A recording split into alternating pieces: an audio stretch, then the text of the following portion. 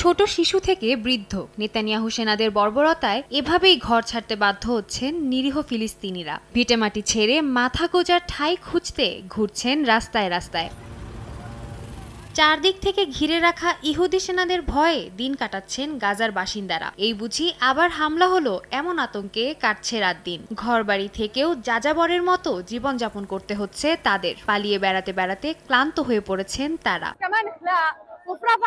আমাদেরকে চারদিক থেকে ঘিরে ফেলা হয়েছে, বাকি আছে শুধু দেইর আল বালা। সেখানেও এরই মধ্যে অনেক মানুষ চলে গেছে। আমরা ক্লান্ত, আমার মাথার উপর ছাদ নেই, তবুও জীবিকার তাগিদে তীব্র রোদে কাজ করতে হচ্ছে। আমাদের অবস্থা আর কেউ বুঝতে পারবে না।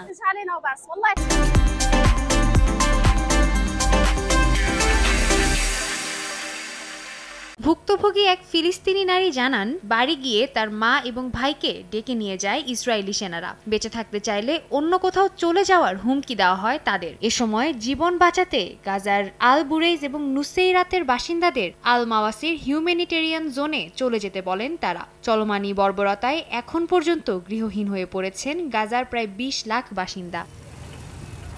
সাদিয়া তাসনিম, সময় সংবাদ।